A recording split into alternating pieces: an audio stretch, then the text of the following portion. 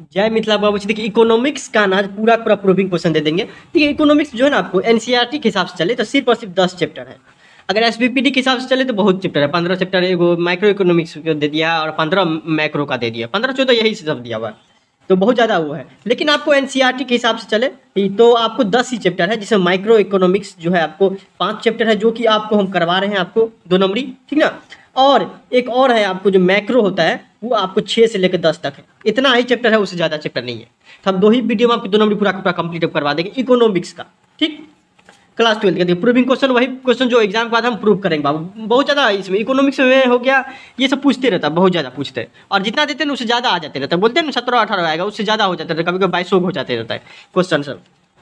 ये देखिए आपको इसमें देखिए आपको पहला क्वेश्चन क्या है बाबू, टोटल नंबर ऑफ क्वेश्चन जितना आपको है वो आपको, क्योंकि देखिए 5 चैप्टर है, बहुत ज़्यादा बड़ा चैप्टर है, तो 26 वो याद करना, उससे ज़्यादा नहीं, ठीक है।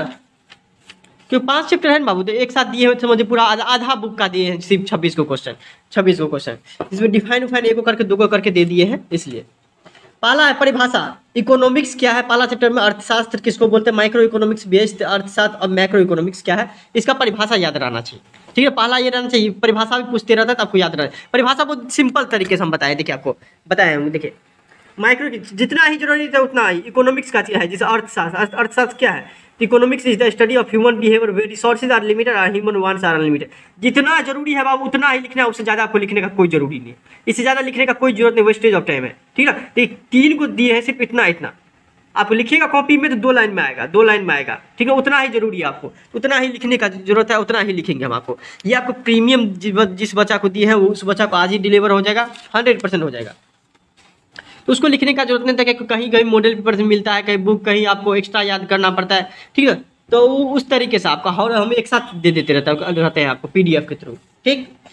देखिए फिर देखिए आपको थोड़ा आज मेरा तबीयत खराब है, इसलिए थोड़ा वॉल्यूम लो हो सकता है ऑडियो।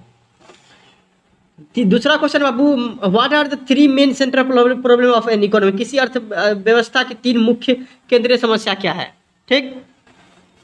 तीसरा आप लिख लीजिएगा, इसकी स्क्रीनशॉट ले लीजिएगा। डिफाइन इट मतलब इसे परिभाषित करें। पहला तो मार्जिनल अपॉर्चुनिटी कॉस्ट हो गया, कैपिटल गुड्स, मार्जिनल यूटिलिटी। मतलब क्या देखिए, अगर मान लीजिए आप इकोनॉमिक्स हिंदी में पढ़ रहे हैं तो आप 12th तक काम आएगा, उसके बाद ना तो आएगा इकोनॉमिक्स हिंदी में काम, और ना कभी आया था। आप इकोनॉमिक्स अगर हिंदी में लिए है तो सबसे बड़ा गलती की है, ठीक है। अपने आगे आने वाले भाई सबको ये मत बोलेगा कि इकोनॉमिक्स हिंदी में ले लो, ये बिहार बोर्ड है जिसमें हिंदी हिंदी करते रहता, बाकी सबसे बेकार है हिंदी में इकोनॉमिक्स पढ़ना। इससे अच्छा तो ना ही पढ़े, इससे अच्छा तो आप ईपीएस ले लीजिए, ठीक है। इकोनॉमिक्स लिए तो इंग्लिश में लिए तो अच्छा बात है, बाकी हिंदी सही नहीं है। ये आप ले लीजिएगा। पूंजीगत वस्तु क्या है, सीमांत अवसर लागत क्या है, सीमांत उपयोगिता क्या है, ठीक। डी में इंडिफरेंस कर्व, ये भी परिभाषा पूछ देते रहता है। फिर आता है बाबू क्या आपको, what is the production possibility curve and it's assumption, मतलब उत्पादन संभावना वक्र क्या है और उसकी धारणा क्या है, ठीक। What is meant by scarcity in economics, मतलब अर्थशास्त्र में अभाव का मतलब क्या है। स्कार्सिटी मतलब क्या है भाई, हमारे रिसोर्सेज लिमिटेड है, इसके लिए इसलिए स्कार्सिटी है, ह्यूमन वांट्स अनलिमिटेड है। What is the law of demand and it's assumption, और या इसके ये भी दे सकता है लॉ ऑफ डिमांड शेड्यूल क्या है, ठीक। मांग का नियम और उसकी धारणा या मांग अनुसूची का नियम क्या है, ठीक। उसके बाद आता है सेक्शन 1 में what do you mean by consumer equilibrium and state it's assumption, मतलब क्या हो गया आपको कि उपभोक्ता संतुलन से आप क्या समझते हैं और इसकी धारणा बताएं। फिर distinguish between individual demand and market demand, व्यक्तिगत मांग और बाजार मांग के बीच अंतर क्या है वो बताइए। फिर 9 number, why does the demand cut slope downwards, मांग वक्र का ढलान नीचे की ओर क्यों होता है, रीजन बताइए। What do you mean by price elasticity of demand, मतलब मांग की कीमत लोच से आप क्या समझते हैं और इसे कैसे मापा जाता है। Define budget line, when does it shift to the right, और what is the meaning of budget line, budget रेखा को परिभाषित करें और यह दाहिने ओर कब हस्तांतरित होता है। What do you mean by income elasticity of demand, मांग की आय लोच से आप क्या समझते हैं।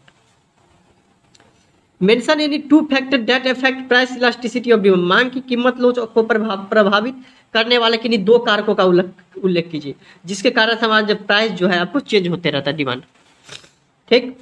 14 में देखिए आपको, what is the law of diminishing marginal utility, ह्रासमान या घटती सीमांत उपयोगिता का नियम क्या है।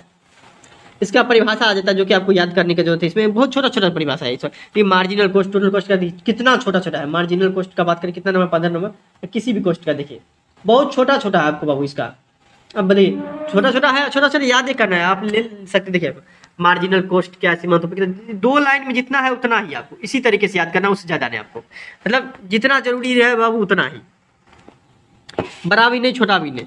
तो ये आप इसका स्क्रीनशॉट ले लीजिए। मार्जिनल कॉस्ट सीमांत लागत क्या है, टोटल कॉस्ट कुल लागत क्या है, एवरेज कॉस्ट औसत लागत क्या है, अपॉर्चुनिटी कॉस्ट अवसर लागत क्या है, औसत अवसर। मार्जिनल कॉस्ट सीमांत लागत क्या है, उसके बाद आ जाता है फिक्स्ड कॉस्ट। फिक्स्ड कॉस्ट अस्थायी लागत क्या है, मार्जिनल, एक ही तरह का सब परिभाषा है। हाँ, गिफिन गुड्स क्या है, टोटल यूटिलिटी कुल उपयोगिता क्या है, एक ही तरह का है परिभाषा। तो आपको ज़्यादा याद करने का भी या ज़्यादा दिमाग लगाने का भी जरूरत नहीं पड़ेगा इस समय। ठीक, 16 मिल गया। What is the relation between marginal product and total product. सीमांत उत्पाद और कुल उत्पाद के बीच अंतर बताएं। क्या अंतर, क्या संबंध, क्या है इस दोनों के बीच में? अंतर नहीं, संबंध है।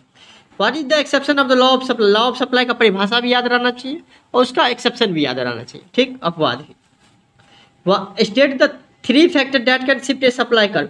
उन 3 कारकों का उल्लेख करें जो आपूर्ति वक्र को हस्तांतरित करता है। 3 कारकों को जो है, ठीक ना, जो आपूर्ति वक्र को हस्तांतरित कर सकता है, किस रीजन से हो सकता है, तो वही बता रहे हैं।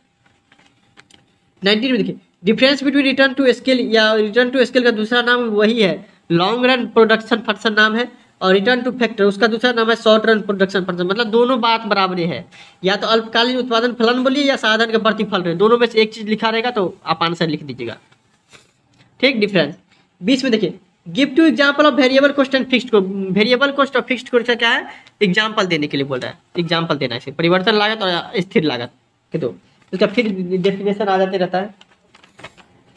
21 का परफेक्ट कंपटीशन, पूर्ण प्रतिस्पर्धा, मोनोपोलिस्टिक कंपनी, ओलिगोपोली और मार्केट प्लेस। एक और छूट गया है इसमें, मोनोपोली क्या है ये भी याद रखिए। एकाधिकार जिसको बोलते हैं, एकाधिकारी होता है मोनोपोली। तो मोनोपोली क्या है वो आपको याद रहना चाहिए। ठीक बाबू, मोनोपोली क्या है ये याद रहना चाहिए। फिर आपको इस सब का परिभाषा भी पूछ देते रहता है, इस सब का फीचर्स भी पूछ देते रहता है कि विशेषता क्या है इस सब का।